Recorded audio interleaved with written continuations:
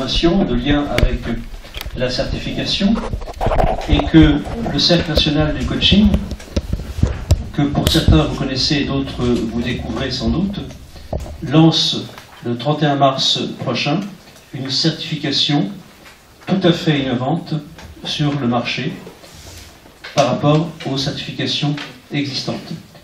Je vais reprendre la parole dans quelques instants pour vous présenter dans ces grandes lignes le Cercle national du coaching. Je suis Thierry Bianchi, le président du Cercle.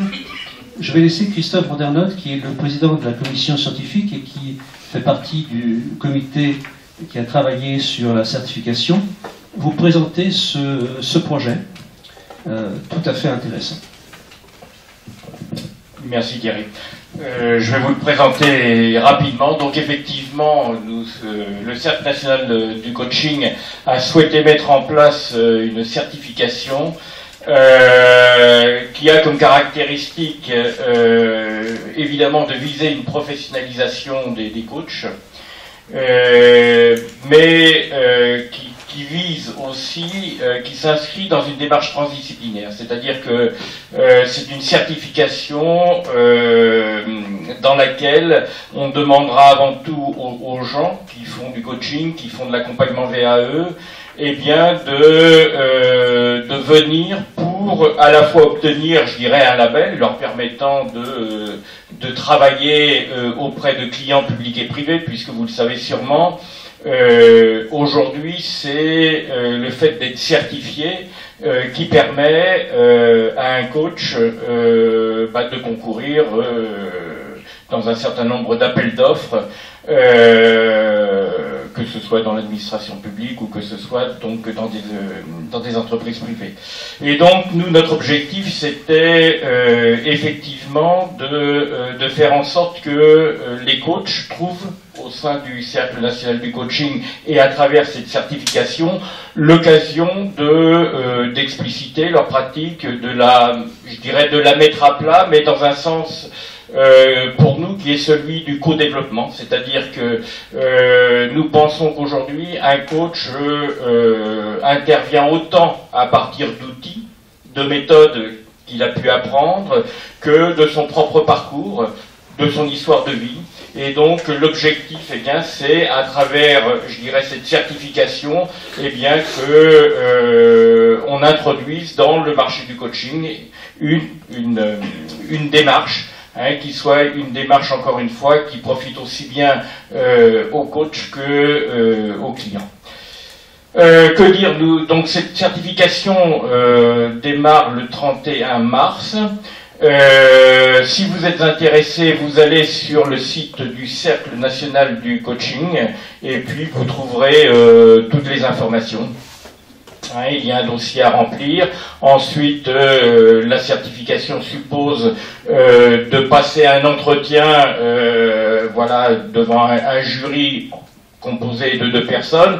Ce jury étant en fait des pairs qui vont, à cette occasion, eh bien, susciter un dialogue, puisque ce qu'on va chercher à évaluer, et dans le mot évaluer, il y a le mot valeur, c'est-à-dire ce qu'on va chercher à valoriser, c'est d'une part le professionnalisme de la personne, c'est ensuite, eh bien, je dirais, la dimension éthique aussi de sa pratique, mais aussi sa réflexivité, sa capacité d'entrer dans un débat et d'entrer dans une interaction.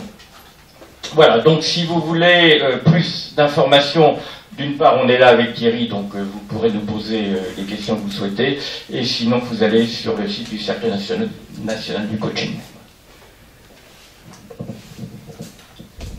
Merci Christophe pour ces informations. Alors, le Cercle national du coaching, encore quelques mots. C'est une histoire qui a démarré en 2002, il y a plus d'une dizaine d'années, au sein du Conservatoire national des arts et métiers, dont nous étions au début issus, avant de devenir, il y a 3 ans, un think tank indépendant, où nous logeons nos conférences, en quelque sorte, à l'ESG, mais nous avons aussi d'autres lieux d'intervention. Nous développons au Cercle national du coaching une vision qui est une vision assez large, très ouverte de l'accompagnement dans les organisations.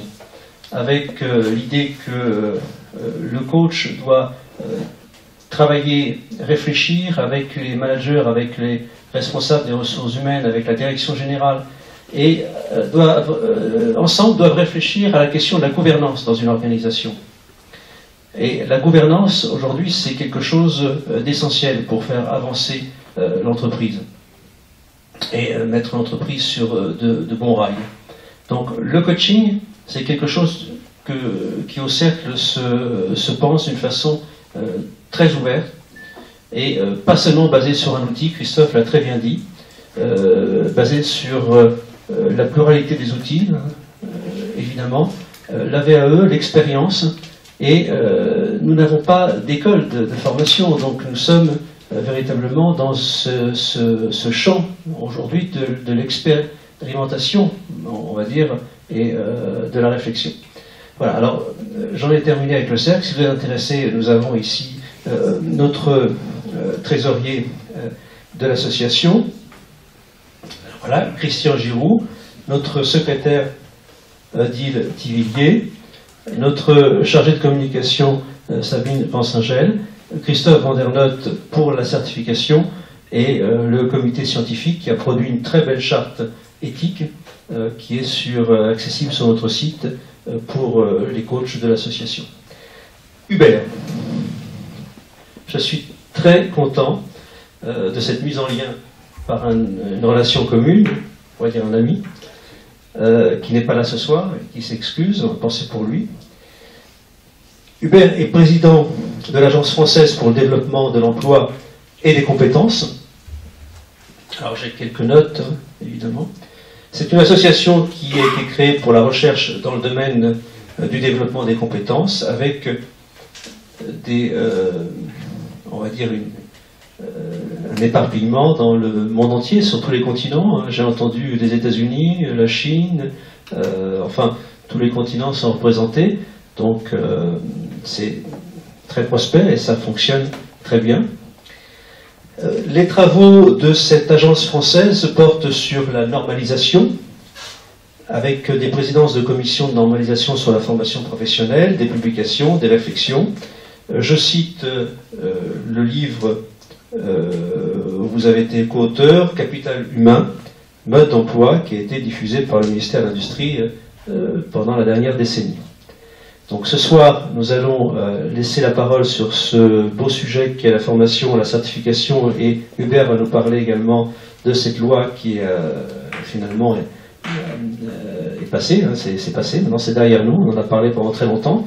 Le Cercle national a participé d'ailleurs à la réflexion, dans le collectif des présidents, nous avons proposé une réflexion sur la réforme de la formation professionnelle, mais Hubert va nous en parler plus en détail.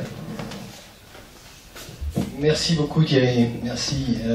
Merci de m'accueillir, je suis très très heureux d'être là, pour plein de raisons. D'abord parce que ce que fait le cercle du coaching m'intéresse particulièrement, les réflexions que le cercle mène, je les trouve fort intéressantes, et puis cette problématique que vous vous posez aujourd'hui sur la certification des coachs me paraît arriver au bon moment. Je vais tenter un exercice de style un petit peu difficile parce que je vais essayer d'osciller entre coaching, consulting, qualité, certification, RH, formation, puisque, comme vous l'avez dit Thierry, vous ouvrez large dans cette maison, donc on va essayer de faire la même chose.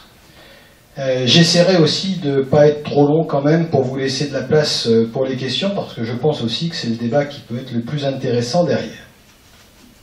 Alors merci d'avoir présenté l'AFDEC, mais pour vous dire quelques mots complémentaires, je n'aurais pas autorisé à ce qu'on les dise à ma place, mais nous sommes considérés souvent comme des terroristes. Des terroristes parce que nous bouleversons pas mal les idées, parce que nous ne sommes rattachés justement à aucun mouvement, à aucun parti, à aucune organisation ni patronale ni syndicale, mais nous avons la chance d'entretenir d'excellentes relations avec tous. J'avais le plaisir d'animer les débats avec les partenaires sociaux aux dernières universités de Centre Info à Biarritz. J'étais encore tout à l'heure au téléphone avec le MEDEF. On s'entend donc tous très bien. mais terroriste parce que nous sommes porteurs d'idées. Vous parliez de la gouvernance, et nous y sommes évidemment très attachés, et vous parliez de la RH. Je crois que nous avons des étudiants RH dans la salle, alors je vais essayer de ne pas les effrayer, mais je vais quand même leur dire que quand on rentre dans une entreprise, la première chose que nous faisons, c'est de supprimer la fonction RH. Non, il n'y a pas trop de réactions, je n'ai pas encore reçu de bouteille. Alors, pourquoi on supprime la fonction RH? Parce que on ne supprime pas l'individu, hein, rassurez-vous. Donc, si vous avez fait des études en RH, c'est pas vous qu'on supprime. C'est bien la fonction, parce que